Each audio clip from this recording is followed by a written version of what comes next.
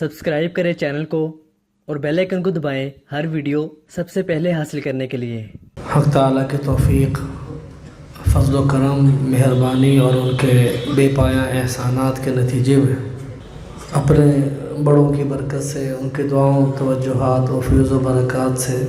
زندگی میں ایک مرتبہ پھر اللہ تعالیٰ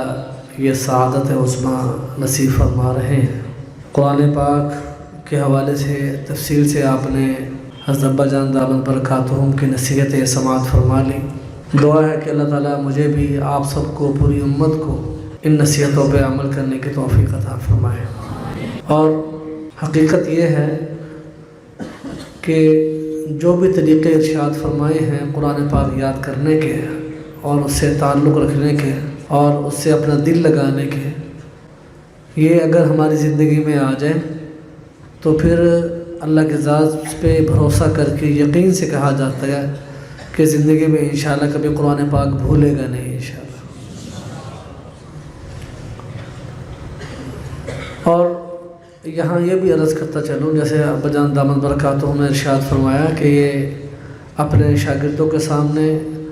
قرآن پاک ان سے کھلوا کے، انگلی رکھوا کے اور ان کو پوری طرح کی آزادی دے کر یہ سنانا یہ آسان نہیں ہے،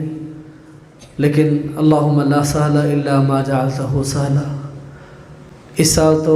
جب بھی اس پارہ شروع کرنے لگتا تھا تو خود بھی کثرت سے حسبنا اللہ و نعم الوکیل پڑھتا تھا اور اپنے شاگردوں سے، اپنے بچوں سے بھی درخواست کرتا تھا کہ آپ میری طرف سے بھی پڑھیں حسبنا اللہ و نعم الوکیل، اللہ اس کو میرے لیے آسان فرما دے، اللہ کی مدد کے بغیر یہ ممکن نہیں ہے۔ تو اللہ نے فضل فرمایا، خیر و عافیت سے یہ پے تکمیل تک پہنچ رہا ہے۔ دعا فرمائیں کہ اللہ تعالیٰ زندگی کے آخری سانس تک اس نعمت سے ہمیشہ بہرور رہنے کی توفیق نصیب فرمایا۔ اور یہ بھی کہنا ہے کہ رمضان المبارک میں قرآن پاک تراویح میں جو سنایا جاتا ہے اس کا اور اس کا بڑا فرق ہے، وہ بھی ضروری ہے، لازمی ہے، ہر حافظ کی شان ہے، زیب و زینت ہے اس کے لیے۔ اور ایک استاد کی شان بھی یہی ہے کہ یتلو علیہم آیاتہ و یزکیہم پہ عمل کرتے ہوئے اپنے شاگردوں کو پورا قرآن پاک سنائے، اس لیے کہ رسول اللہ صلی اللہ علیہ وسلم نے قرآن پاک کی تلاوت پہلے خود کر کے صحابہ کو سکھائی ہے، اس کے بعد صحابہ سے سنا ہے۔ تو اساتذہ کرام اگر اس ترتیب پہ چلیں گے تو انشاءاللہ العزیز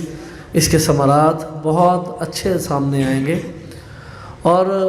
الحمدللہ یہ جو مجلس قائم ہوئی ہے تو اس میں سب بچوں نے یہ اپنے بڑوں سے سبق سیکھا،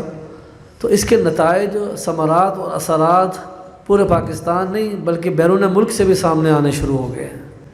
بظاہر تو ایک مجلس قائم ہوئی ہے، یہ اس پہ آپ دیکھ رہے ہیں کہ تعلیم کا وقت چھوٹا، مہمان آئے اور یہ ایک تقریب ہوئی، لیکن اس کے اثرات پورے عالم میں پھیل رہے ہیں۔ ہمارے کئی یہاں پہ فضلاء موجود ہیں، کئی اساتذہ کرام موجود ہیں، ان کی درسگاہوں میں الحمدللہ یہ عمل مکمل ہوا اور ہو رہا ہے ماشاءاللہ۔ ملیشیا میں، کینیا میں، جہاں جہاں تک اس کی آواز جا رہی ہے اساتذہ کرام نے اس کو لیا ہے، اور الحمدللہ اس کے اثرات ماشاءاللہ ہر آنے والے وقت کے ساتھ مرتب ہو رہے ہیں۔ اللہ تعالیٰ تمام اساتذہ کے لیے اس کو آسان فرمائے۔